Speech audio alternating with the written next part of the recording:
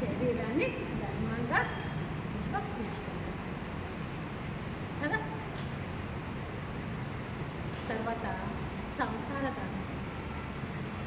సంసార ధర్మం అనేది కూడా మానవునికి కాదు, జీవులన్నిటి కూడా ఉంది సంసారం.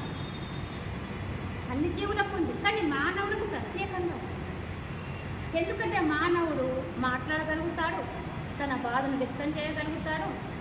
ఈ మానవుడు సాధన చేసే శక్తి సంపాదించుకొని భూమికి రావడం జరుగుతుంది. 84 లక్షల జీవరాశులలో అన్నిటికంటే ఎంతో ప్రాముఖ్యం కలిగిన జీవి మానవ జన్మ. స్వాధ్యాయపరంగా తెలుసుకున్నాం మనం. 84 లక్షల జీవరాశులు ఈ భూమి మీద తిరుగాడుతున్నాయి. అన్నింటిలో భగవంతుడు ఆత్మస్వరూపంగా ఉన్నాడు, మానవుల్లో కూడా ఉన్నాడు. కానీ మానవుడికి ఒక విశిష్టత ఉంది, ఒక గొప్పతనం ఉంది. తను ఏదైనా చేయగలడు, ఏదైనా సాధించగలడు. కానీ జీవి చెయ్యలేదు, చెప్పుకోలేదు, సాధించలేదు. అది ఎలా అయినా జీవించగలుగుతుంది. కానీ తనకున్న కుటుంబాలు, మనకున్న కుటుంబాలు. ఒక స్త్రీకి ఉంది కుటుంబము, పురుషునికి కుటుంబం. మరి సంసారపరంగా చూసినట్టయితే స్త్రీ బాధ్యతలు సంసారంలో ఎలా నిర్వర్తించాలో, పురుషుని బాధ్యతలు సంసారంలో ఎలా నిర్వర్తించాలో వాటిని తప్పకుండా అనుకూలంగా నడుచుకోవలసిన బాధ్యత ఎప్పటికీ ఉంది. కానీ ఈ సంసారంలో ఉన్నాం కదా అని అహంకారపూరితంగా మమకారంతో విర్రవీగుతూ ఉండడం సరైనది కాదు. ఈ సంసారంలో నేనే యజమాన్ని, నేనే మగవాన్ని, నేనే మొగుణ్ణి, నేను చెప్పినట్టే మీరందరూ వినాలి, నేను వేసిన ఆర్డర్ ప్రకారం నడుచుకోవాలి, నాకు ఎవరు ఎదురు తిరగకూడదు, ఎదురు సమాధానం చెప్పకూడదు, నేను చెప్పిందే రైట్, ఇంకో మాట మాట్లాడకూడదు అనేది సరైందంటారా? సరి అయిందా? అది అహంకారపూరితమైన. అహంకారం ఉంటే అలా ప్రవర్తిస్తూ ఉంటారు. కానీ అహంకారం అనేది ఎవరికీ పనికిరాలి. కొంతమంది డబ్బు ఉందని అహంకారం, కొంతమంది నేనే సంపాదిస్తున్నాను, నేనే కుటుంబాన్ని పోషిస్తున్నాను, ఈ సంసార బాధ్యత అంతా నా మీదనే ఉంది, నేను చెప్పినట్టే నడుచుకోవాలని కొంతమంది విర్రవీగుతూ ఉంటారు ఆ కుటుంబ యజమాని. ఇంకా కొంతమంది ఆడవాళ్ళు కూడా నేను చెప్పినట్టే అందరూ నడుచుకోవాలి, నేను చెప్పినట్టే అందరూ వినాలి, నేను చెప్పినట్టే అందరూ అనుకూలంగా ఉండాలని అనుకునే వాళ్ళు కూడా ఉంటారు. అది స్త్రీ అయినా పురుషుడైనా. తల్లిదండ్రులను ఎలా గౌరవించాలో అలా గౌరవించాలి, అత్తమామని ఎలా చూసుకోవాలో అలా చూసుకోవాలి, పిల్లలను ప్రేమగా చూసుకోవాలి, వాత్సల్యం కలిగి ఉండాలి. కానీ మమకారం పనికిరాదు. పిల్లల మీద వాత్సల్యం ఉండాలి, ప్రేమ ఉండాలి, కానీ మితిమీరి మమకారం కూడా పనికిరాదు. ఒక స్త్రీ ధ్యానం చేసినట్టయితే తన అత్తమామలు కానీ, తన కుటుంబంలో ఉన్న ఆడపిల్లలు కానీ, తన భర్తను కానీ, తన పిల్లలు కానీ ఏ విధంగా చూసుకోవాలో అలా చూసుకోవడానికి ఆమె అనుకూలంగా ఉంటుంది. అలాగే పురుషుడు కూడా ధ్యానం చేసినట్టయితే తన కుటుంబంలో తల్లిదండ్రులను, భార్యను ఎలా చూసుకోవాలి, పిల్లల్ని ఎలా సంపాదించాలి, తన పొరుగు వారితో ఎలా నడుచుకోవాలి, తన బంధువులతో ఎలా మర్యాదగా ఉండాలి, ఇవన్నీ కూడా తెలుసుకోగలుగుతారు. ఒక భార్య భర్తలు ఇద్దరు కూడా ధ్యానులైతే ఆ కుటుంబము ఆనంద నిలయంగా మారుతుంది. కానీ కుటుంబంలో తన వల్ల ఎవరికైనా బాధ కలిగినా, దుఃఖించినా తను ఆ కుటుంబంలో సరి అయిన బాధ్యతను నిర్వర్తించలేనట్లే. ఎప్పుడైనా కానీ పురుషుడు కానీ స్త్రీ కానీ తన వల్ల కుటుంబంలో ఎవరైనా బాధపడినా, దుఃఖించినా, కష్టపడినా ఆ కుటుంబంలో తన వల్ల ఎవరికైనా ఇబ్బంది కలిగితే నువ్వు కుటుంబంలో నీ బాధ్యతను సరిగా నిర్వర్తించినట్లే.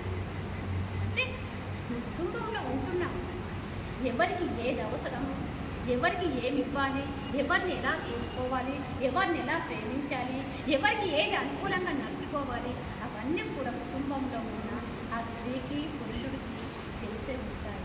దానికి అనుకూలంగా నడుచుకున్నట్టయితే కుటుంబం ఆనందంగా ఉంటుంది. చూడండి, కుటుంబంలో తల్లిదండ్రులు వృద్ధులుగా ఉన్నప్పుడు వారికి కావలసిన మెడిసిన్ కానీ, వారికి కావాల్సిన ట్రీట్మెంట్ కానీ ఇవన్నీ అత్యవసరం, ఖచ్చితంగా ఇవ్వాల్సింది. ఇవాళ నేను రేపు ఇస్తానికి ఇవాళ తీర్చలేదు, ఇవాళ వేసుకునే మెడిసిన్ అయిపోయింది, నాకు ఇవాళ తీర్చలేదు చెప్తే నేవడతలేదా రేపు వేస్తా, పరిస్థితి ఏమవుతుంది అప్పుడు? నువ్వు ఇన్ని రోజులు మందులు తీసుకొచ్చావు, ఈ రోజు మందులు లేవంటే తీర్చలేదంటే ఈ రోజు పరిస్థితి ఏం కావాలి మరి? ఇప్పటి కాలంలో ఒకరోజు మందులు లేకపోతే ఉండగలుగుతున్నారా? ఆ బీపీ షుగర్ ఉన్న వాళ్ళ పరిస్థితి ఏం కాదు? వాళ్ళకు తీసుకోవలసిన ఆహారం కాదు, టాబ్లెట్లే. అదే వారి యొక్క ఆహారము అనారోగ్యంగా ఉన్నవారు. కాబట్టి ఎవరికి సమయానికి ఏది అందివ్వాలో దాన్ని ఖచ్చితంగా మనం మనకు సహకరిస్తూ ఉంటాం. ఇంట్లో భార్యకి జ్వరం వచ్చింది, భర్త వెళ్ళిపోయాడు, వస్తానికి పోయాడు, అదే వెళ్ళాడు. ఆ భార్య భర్త కోసం ఎదురు చూస్తూ ఉంది, ఏమైనా మందులు తెస్తాడా, డాక్టర్ని తీసుకొస్తాడా. తను వెళ్ళిపోయాడు, డ్యూటీలో ఉన్నాడు. ఆ భార్య అలాగనే ఉండాలా? నువ్వెంత సంపాదిస్తేనేమి, ఎవరికి ఏ సమయంలో ఏది అందించాలో దాన్ని అందించాలి, సహకరించాలి, సేవ చెయ్యాలి. అది నీ సంసారం బాధ్యత. పత్రిక గారు చెప్పాడు, మీకు అందరికీ తెలిసే, ఇంకా నేను చెప్పవలసిన అవసరం లేదు. సంసారంలో నిర్వాణం అన్నాడు. సంసారాన్ని ఎవరిని వదిలిపెట్టమనలేదు, పిల్లల్ని ఎవరిని వదిలిపెట్టమని అనలేదు, కుటుంబాన్ని వదిలిపెట్టమని అనలేదు. కుటుంబంలో ఉంటూ కుటుంబాన్ని చూసుకుంటూ దానికి అనుకూలంగా నడుచుకుంటూ ఎవరికి సేవ చేయాలో వాళ్ళకి సేవ చేస్తూ ఎవరికి సహకారిగా ఉండాలో వాళ్ళకి సహకారిగా ఉంటూ నీ బాధ్యత, నీ కర్తవ్యం ఈ భూమిని వచ్చింది నువ్వు సాధన చెయ్యడానికి. నీ గురించి నువ్వు తెలుసుకో, నీ గురించి నువ్వు ఆత్మ సాధన, ఆత్మకు దాటించేది నువ్వు సమర్పించుకో. దాన్ని కూడా ప్రయత్నం. మొన్న ఇక్కడికి వచ్చినప్పుడు చూశాను, ఒక మేడం మాట్లాడుతుంది.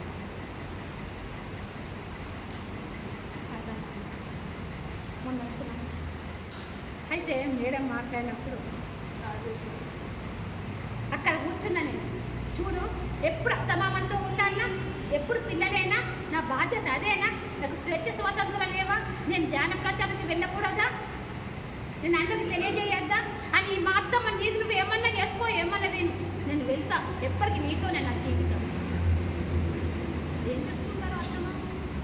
రోజు చేసి పెట్టేదానివి, రోజు టైంకి అందించేదానివి, నువ్వు ఎలాగో ఏమైనా సమకూర్చుకో అని 3-4 రోజులు బయట తిరుగుతుంటే అక్కడ అత్తమ్మ ఏమవుతుంది? నీది నువ్వు చూసుకోండి అని ఏం చూసుకుంటుంది? హోటల్కి వెళ్ళి టిఫిన్ తెచ్చుకుంటుందా, వంట రూమ్లోకి వెళ్ళి టిఫిన్ తయారు చేసుకుంటుందా? అది మన బాధ్యత కాదా? నేను వదిలిపెట్టేశాను, నువ్వు ఎలా సంపాదించుకో, నేను మాత్రం ధ్యాన ప్రచారం పోతాను. అది మన కర్తవ్యమా, మన బాధ్యతనా? మన ధర్మాన్ని నిర్వర్తిస్తున్నట్టేనా మనము? నీ ధర్మాన్ని నువ్వు నిర్వర్తిస్తూ నువ్వు బయట ప్రచారానికి వెళ్ళాలి. కానీ అత్తమామ నీ మీద ఆధారపడి ఉన్నప్పుడు నువ్వు వాళ్ళని వదిలేసి నువ్వు ధ్యాన ప్రచారానికి వెళ్తావంటే మరి వాళ్ళేం కావాలి? వాళ్ళని ఎవరిని చూసుకోవాలి? అది నీ బాధ్యత కాదా? పిల్లల్ని చూసుకున్న బాధ్యత నీది కాదా? సంసారంలో ఉన్నావు నువ్వు, నీ బాధ్యత నువ్వు నిర్వర్తించాలి కదా. నేను ఎన్నేళ్ళు చూస్తా నిన్ను, నాది నేను చూసుకుంటా అని ఒక్క మాట విన్నందుకు నాకెందుకో అన్నం దీన్ని బయటకు వెళ్ళిపోయింది. మేడం అన్నీ వినాలి, అన్నీ చూడాలి, అన్నీ తెలుసుకోవాలని నాకు తర్వాత ఫోన్ చేసి చెప్పింది. కావచ్చుగా నాకు మనసు ఒప్పలేదు మేడం. ఆ రోజు దాదాపు ఎంతోమంది ఉన్నారు. ఎవరైనా కొత్తగా వచ్చిన ధ్యానులు ఉంటే కొత్తగా ఆ ప్రసంగాన్ని ఎవరైనా విన్నట్టయితే అవును కదా, తనే అత్తమామను ఎందుకు పట్టించుకోవాలని తనే వదిలిపెట్టి ప్రచారంకి వచ్చింది, మరి నేనెందుకు అత్తమామకు తిండి పెట్టాలి, నేనెందుకు సంరక్షించాలి, నాకెందుకు బాధ్యత అని వదిలిపెట్టే వాళ్ళు ఎంతోమంది ఉన్నారు. దాన్ని ఆసరగా తీసుకొని ఇంకెంతోమంది దూరం చేసేవాళ్ళు కూడా ఉన్నారు ఆ ఒక్క మాటని. కానీ ఎక్కడికి వెళ్ళినా మనం మన జాగ్రత్తను మనం ఇలా చెప్పాలి, అలా చెప్పాలి. కానీ నీతోనే నా జీవితం కాదు, నాది నేను చూసుకుంటుంటే వాళ్ళు జీవించున్నంతసేపు నువ్వు వాళ్ళను సంపాదించవలసిందే నీ బాధ్యత. మనము సంసారంలో ఉంటూ మనం ధ్యానం చేస్తూ జ్ఞానాన్ని పొందుతున్నా కానీ సంసార బాధ్యతలు వదలకూడదు. నీ బాధ్యత ఎంతవరకు ఉందో అంతవరకు నువ్వు నిర్వర్తిస్తూనే ఉంటావు. అది ఖచ్చితమైన బాధ్యత నెరవేరుస్తున్నది. సంసార బాధ్యత ప్రతి ఒక్కరికి ఉంది. ప్రతి ఒక్కరం కూడా ఇక్కడ కూర్చున్న వాళ్ళందరికీ ఉంది బాధ్యత. మనం అందరము బాధ్యత నిర్వర్తిస్తున్నాము. ఎవరికి ఏది కావాలో సేవ చేస్తున్నాము, సహాయం చేస్తున్నాము, వారికి అనుకూలంగా ఉంటున్నాము, సాధన చేసుకుంటూ జ్ఞానాన్ని పొందుతున్నాము. కానీ ఎవరు కూడా సంసారాన్ని వదిలి హిమాలయాలకు అడవులకు వెళ్ళిపోలేదు. హిమాలయాలకు వెళ్ళినా ఏమి సాధించలేవు, అడవులో ఉన్నా ఏమి జ్ఞానాన్ని పొందలేవు. ఎక్కడ పొందగలుగుతావు? ఇంట్లోనే ఉంటూ అందరినీ చూసుకుంటూ అందరిలో ఒకరిగా ఉంటూ అందరితో కలిసి ఉంటూ అందరిని ప్రేమిస్తూ ఉంటూ అందరికీ అనుకూలంగా నడుచుకుంటూ సాధన చేసుకుంటూ జీవించాలి. అదే నీ సంసార ధర్మం.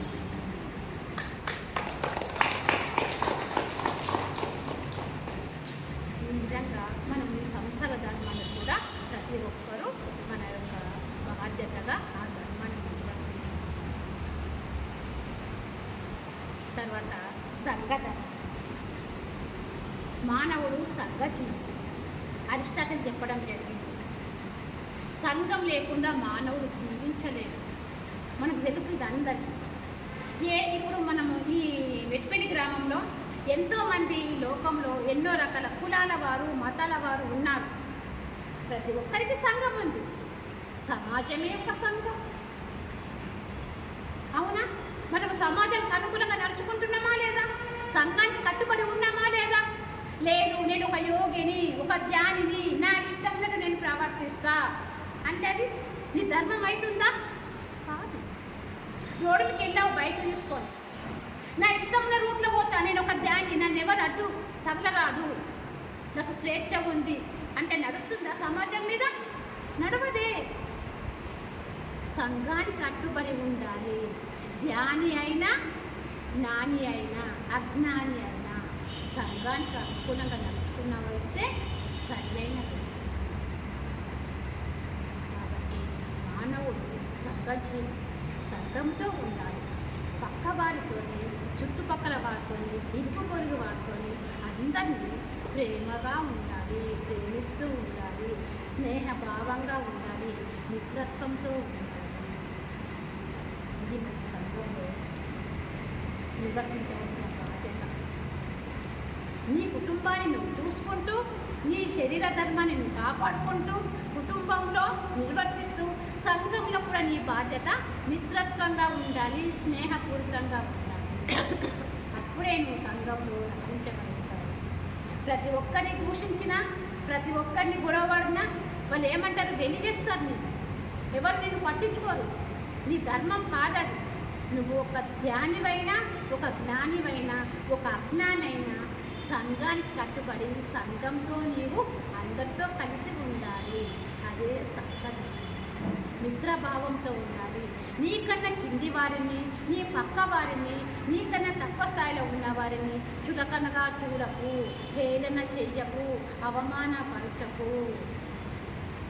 వాళ్ళని ప్రేమ భావంతో చూడు, ప్రేమిస్తూ ఉండు, వాళ్ళకు అన్ని రకాల సహకరిస్తూ ఉంటూ, నీ చిన్నవారిని, నీ తోటి వారిని నువ్వు ఎప్పుడైతే వాళ్ళతో స్నేహపూర్వకంగా మిత్రత్వంతో ఉంటావో, వాళ్ళకు అనుకూలంగా ఉంటావో, అప్పుడు పైవాడు నీకు అనుకూలంగా ఉంటాడు. పైవాడు నీకు ఏ విధంగా ఉండాలో ఆ విధంగా నడుచుకుంటాడు. ఎవ్వరితో విర్రవీగడానికి వీలు లేదు. సంఘంలో ఉండాలి, సంఘంతో అనుకూలంగా నడుచుకోవాలి, అందరితో మిత్రభావంతో ఉండాలి. కానీ మనం ఏం చేస్తున్నామంటే, ఈ ధ్యాన మార్గం రాకముందు ఏమీ తెలియలేదు. అసలు ఎన్నో కష్టాలకు, బాధలకు, సమస్యలకు, ఇబ్బందులకు దుఃఖిస్తూ, బాధపడుతూ, ఎంతో నలిగిపోయి, ఎంతో మనం నరకయాతన పడుతున్నారు. కొన్ని కుటుంబాలు అయితే సమాజంలో చూస్తుంటే ఎప్పుడు సమస్యలే, ఎప్పుడు బాధలే, ఎప్పుడు దుఃఖంతో జీవించేవారు కూడా చాలా మంది. దేవుడు మాకు ఇలా చేస్తున్నాడు, అలా చేస్తున్నాడని దేవుణ్ణి నిందించేవాళ్ళు ఉన్నారు. కానీ మనకు తెలియక, మనం తెలుసుకోలేక, ఈ సాధన మార్గం ఒకటి ఉందని మనకు భద్రత్ గారు వచ్చేంత వరకు తెలియకపోవడము, ఈ ధ్యానం గురించి అవగాహన లేకపోవడము, ఇవి మనం తెలుసుకోక మనం కూడా అజ్ఞానంలో ఉండి ఏ కష్టం వచ్చినా, ఏ బాధ వచ్చినా, ఏ సమస్య వచ్చినా వాటికి తల్లడిల్లుతూ, బాధపడుతూ, ఆందోళన చెందుతూ, దుఃఖిస్తూ ఎన్నో బాధలు అనుభవించాలి. ఈ సంఘంలో ఉండి మన కష్టం రాగానే, బాధ రాగానే మనం ఇరుగు పొరుగు వారితో చెప్పుకుంటాం, నాకు ఇలాంటి ప్రాబ్లం ఉంది, ఇలాంటి సమస్య ఉంది, ఎలా దీన్ని పరిష్కారం మార్గం. ఏ గురువుల దగ్గరకో, ఏ స్వాముల దగ్గరకో, ఏ బాబుల దగ్గరకో వెళ్ళి దానికి ఏమైనా మార్గం దొరుకుతుందేమో, ఏమైనా ఉపశమనం దొరుకుతుందేమో, ఏమైనా తగ్గుముఖం పడుతుందేమో, ఏమైనా కష్టాలు దూరం అవుతాయేమో ఎందరి దగ్గరకో వెళ్ళిన వారము ఉన్నాము. సమస్యలు వచ్చినప్పుడు కష్టాలు కానీ అప్పుడు మనకు పత్రిజీ గారు పరిచయం కాలేదు, ఈ సద్గురు పరిచయం కాలేదు, ధ్యాన మార్గం తెలియకుండా ఎన్నో రకాల ఎందరో గురువులను ఆశ్రయించడం జరిగింది, బాబాలను ఆశ్రయించడం.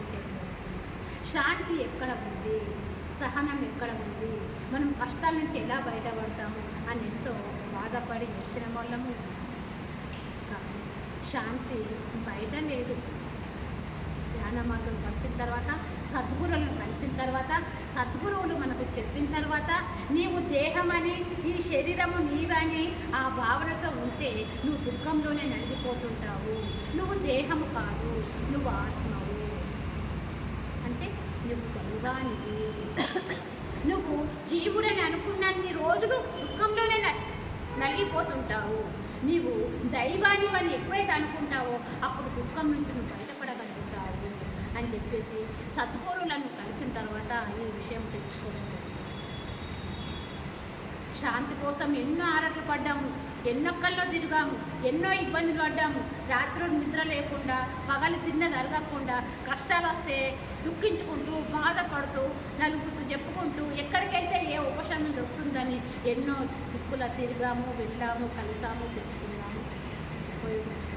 ఏమాత్రం ప్రయోజనం లేదు. అయినా కానీ ఇంకా మార్గం ఏముంది మనకు? ఒకరు కాకపోతే ఒకరు, ఒక చోటు కాకపోతే ఒక చోటుకి, ఇలాగే మన ప్రయత్నం కానీ సాధన అనేది తెలియలేదు. అందుకొరకు ఒక బామ్మ కూడా చెప్తున్నది, ఒక చిన్న ఉదాహరణ చెప్పింది బామ్మ. ఏంటంటే సూది కోసము బయట వెతుకుతుంది బామ్మ, సూది కోసము బయట వెతుకుతుంది. అలా వెతుకుతూ ఇలా వంగి వెతుకుతుంటే ఆ దారికున్న వెళ్ళే వాళ్ళు, ఏంటి బామ్మ ఇలా బాగా వెతుకుతున్నాము, ఏమైంది, ఏం కావాలి అని అంటే, నేను సూది పాడేసుకున్నాను, సూది దొరుకుతుందేమో అని వెతుకుతున్నాను అని అంటే బామ్మ. అలాగనా, మరి సూది కావన్నా అని చెప్పేసి తనతో పాటు ఇంకా 2 ముగ్గురు అలానే వెతుకుతూ ఉన్నారు. చూశారు ఎంతసేపు, 5 నిమిషాలు, 10 నిమిషాలు, 10 నిమిషాలు చూసిన తర్వాత ఒక తెలివైన పిల్లవాడు ఏమన్నాడంటే, బామ్మ ఇంతకు నువ్వు సూది ఎక్కడ పాడేసుకున్నావు, సూది ఎక్కడ పాడేసుకున్నావు అంటే ఏమందంటే, ఇంట్లో పాడేసుకున్నాను అని. మరి ఇంట్లో పాడేసుకుని బయట వెతుకుతున్నావు ఏంటి బామ్మ నువ్వు అని అంటే, తను ఏమని చెప్పిందంటే, చూడు బాబు, అందరూ ఈ లోకంలో జనులు శాంతి బయట దొరుకుతుందామని వెతుకుతూ తిరుగుతూ ఉన్నారు. నేను కూడా నా సూది ఇంట్లో పాడేసుకుంటే బయట దొరుకుతుందేమని వెతుకుతున్నాను బాబు అని. ఇంత నీతి ఏంటో గమనించారా? శాంతి అన్నది మన లోపలనే ఉంచుకొని, మనకు తెలియక, అర్థం చేసుకోక, అవగాహన లేక శాంతి కోసము బయటంతా తిరుగుతున్నాం, మనం బయటంతా వెతుకుతున్నాం.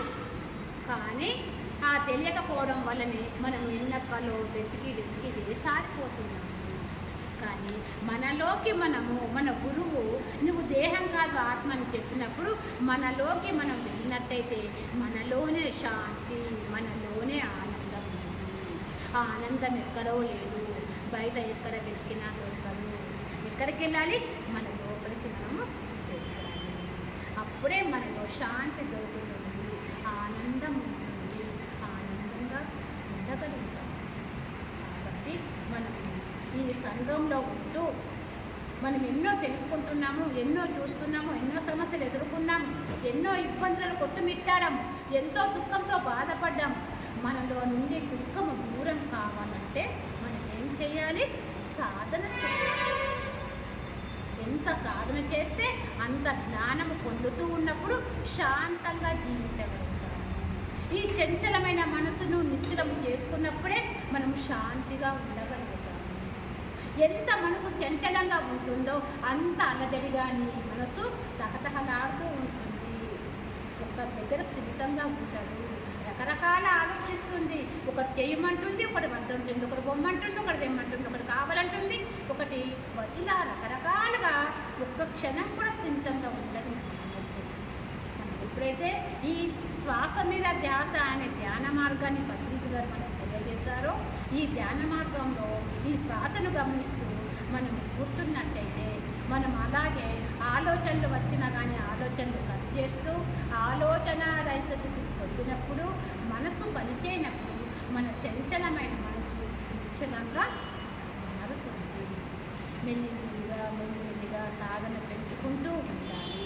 సాధన రోజు చేస్తూ ఉండాలి. ప్రతి నిరంతరం సాధన చేస్తున్నప్పుడు మన చంచలమైన మనసు నిశ్చలమైతుంది.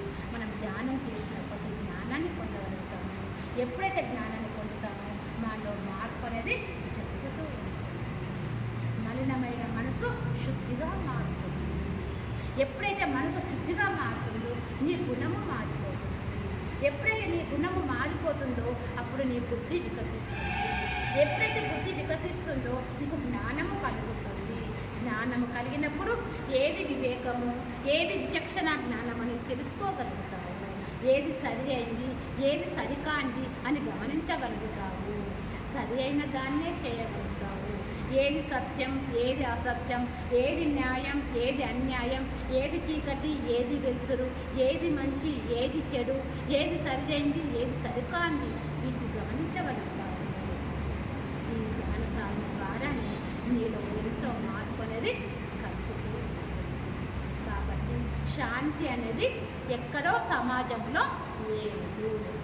ఎక్కడుంది శాంతి? మన లోపలే ఉంది.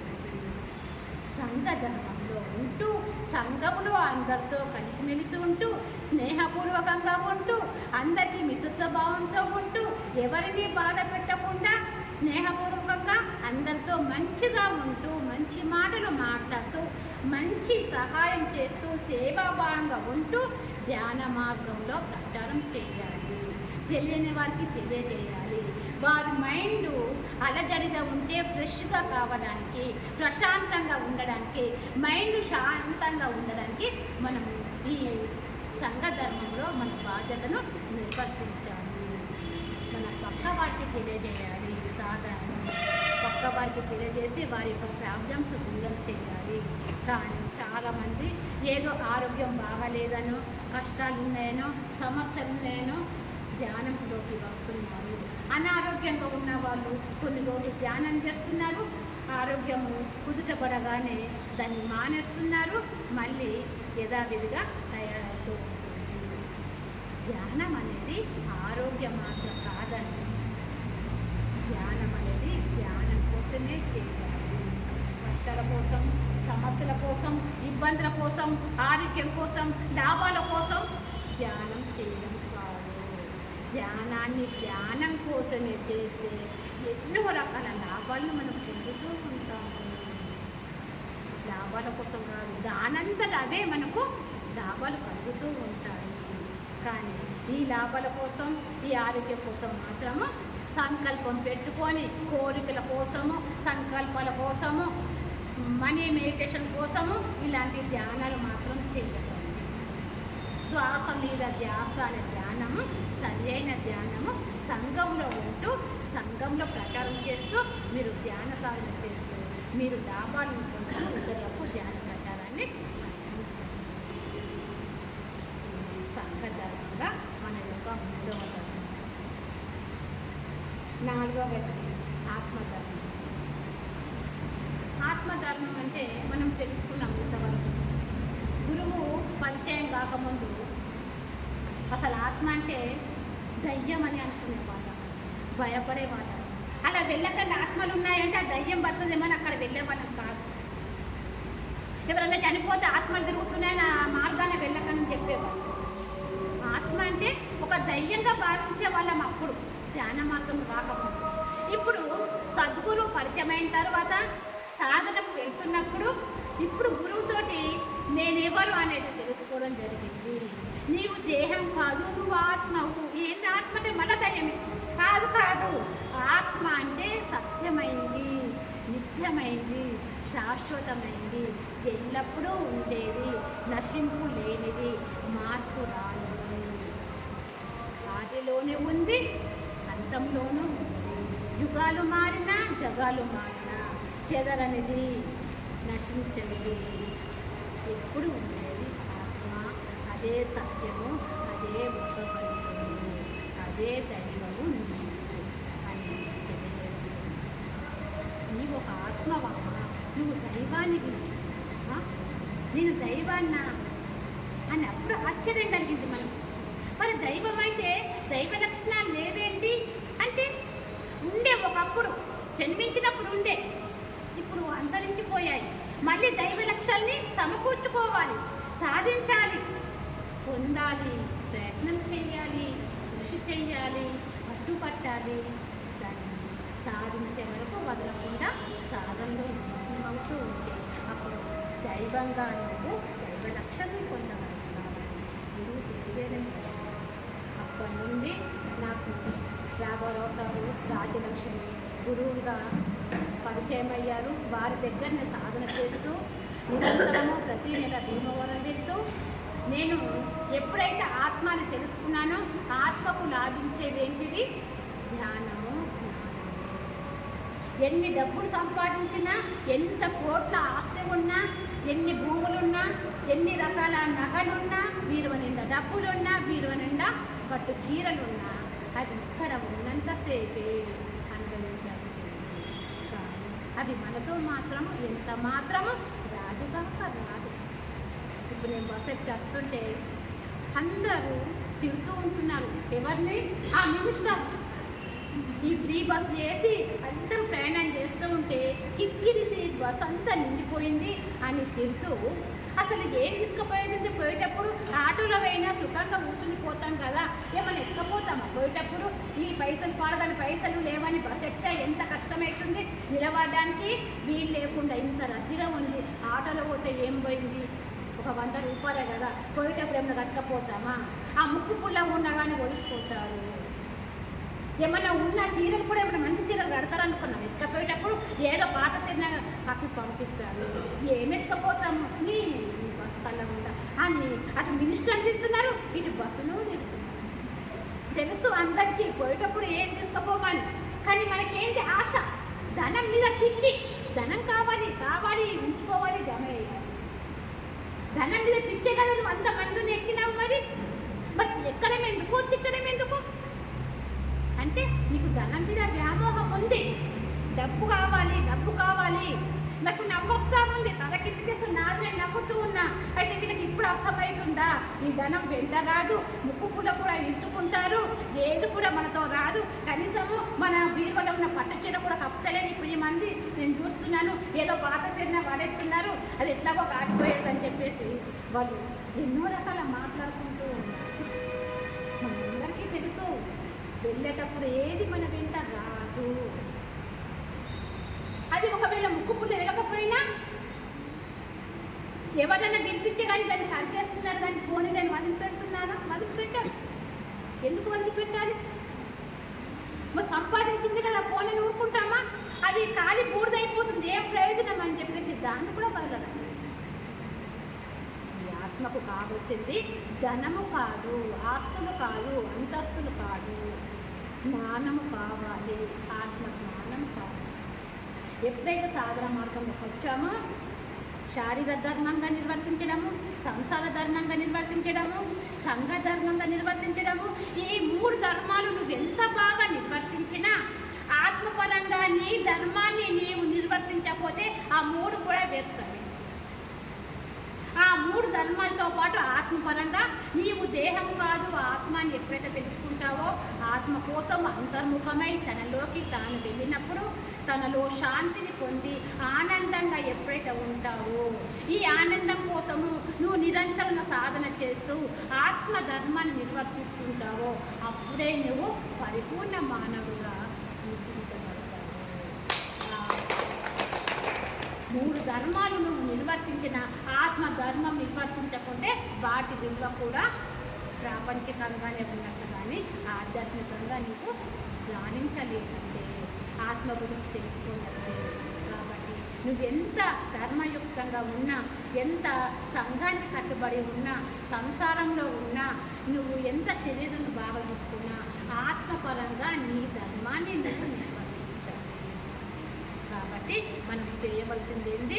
ఈ మూడు ధర్మాలతో పాటు ఆత్మపరంగా ధ్యాన సాధన నిరంతరం చేస్తూ జ్ఞానాన్ని పొందుతూ మనము మంచి మార్పును పొందినట్లయితే మన కుటుంబం ఎలా ఉండాలి, మన ఇరుగు పొరుగు వాళ్ళతో ఎలా ఉండాలి, మనం ఎలా నడుచుకోవాలి, ఏ విధంగా సాధన చేయాలి, మనము అన్నీ కూడా తెలుసుకొని దానికి అనుకూలంగా మనం ఉండగలుగుతాము, సాధన చేయగలుగుతాము. ఎప్పుడైతే నువ్వు ఆత్మపరంగా ఈ ఆత్మ సాధన చేస్తుంటావో, ఆత్మ ధర్మాన్ని నిర్వర్తిస్తుంటావో, 4 ధర్మాలను నిర్వర్తించడం మొదలుపెట్టావు. ఈ ఆత్మపరంగా నువ్వు ధర్మాన్ని నిర్వర్తించకపోతే ఆ 3 ధర్మాలు నువ్వు నిర్వర్తించినా కానీ అందులో నువ్వు పరిపూర్ణమైన మాటలని రాలేవు. ఇంకా ప్రాపంచిక విషయాల మీదనే నువ్వు చింతిస్తూ ప్రాపంచకంలోనే ఉండిపోతావు. ఈ ఆత్మధర్మం అనేది చాలా ఉంటుంది. దీన్ని కూడా నేను ఒక ఉదాహరణ చూడండి. కాలంలో ఏం చేస్తున్న కారణంలో యుద్ధ దంపతులు కాగానే అత్తమామ కానీ తల్లిదండ్రులు కానీ చాలామంది వాళ్ళ ఉద్యోగరీత్యా కానీ వాళ్ళ వ్యాపారరీత్యా కానీ వాళ్ళకి తీరిక లేకుండాను బిజీగా ఉందో అత్తమామలను ఏం చేస్తున్నారంటే వృద్ధాశ్రమంలో సహజంగా ప్రతి జిల్లాలో ప్రతి మండలాల్లో వృద్ధాశ్రమాలు ఏర్పాటు చేస్తున్నారు. ఈ వృద్ధాశ్రమంలో తల్లిదండ్రులు ఉంచినప్పుడు ఆ తల్లిదండ్రులు కొడుకులే వాటిని భరిస్తున్నారు, దానికి డబ్బు కొడుకులే కడుతున్నారు, కొడుకులే దాని బాధ్యత నిర్వర్తిస్తున్నారు. కానీ ఆ తల్లిదండ్రులు ఆ వృద్ధాశ్రమంలో ఉన్నప్పుడు తినడానికి భోజనం దొరుకుతుంది, మనిషి స్థితిగా లేదు, బాధతో సతమతం అవుతూ ఉన్నాము, కూలిపోతూ ఉన్నారు. మమ్మల్ని ఈ సమయంలో ఎక్కడ ఉంచాలండి, మేము పుట్టి నుంచి అక్కడ ఉంటే ఈ సమయంలో వాళ్ళ మధ్యలో ఉండకుండా మమ్మల్ని ఒంటరిగా ఈ ప్రాంతంలో ఉంచాలేదని ఎంతో సరిగా నిండినక సరిగా నిద్రపోక చింతిస్తూ బాధపడుతూ వృద్ధాశ్రమంలో ఒకరోజు మేడం వృద్ధాశ్రమం రాజలక్ష్మి వెళ్తుంటే వృద్ధాశ్రమంలో అందరూ ఉన్నారు కానీ ఒక పెద్ద మనిషి చాలా చింతనతో బాధతో ఉన్నారు. అప్పుడు మేడం ఏమన్నా ఇక్కడ నుంచి వచ్చారు, ఇలా ఉందమ్మా, ఇలా అనిపిస్తుంది అని అనిపిస్తాను. ఏం కాబట్టి ఏం తెచ్చి మా రోజులే పాటిపోయి ఏదో విద్యాలు నడుస్తున్నారు కానీ ఎందుకమ్మా ఈ జీవితం నేను ఆవేశపెట్టి అందరికీ దూరంగా ఉండి మనకి సాధించేది అని బాగా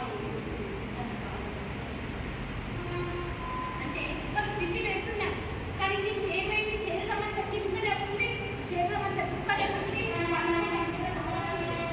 కొడుకులే ఉంటిరు, డబ్బు పెట్టిరు, వాళ్ళ ఆశ్రమంలో భోజనం పెడుతున్నారు, నీకు ఊహించారు కానీ మనసు స్థిరంగా లేదు. అప్పుడు చూడండి పురాతన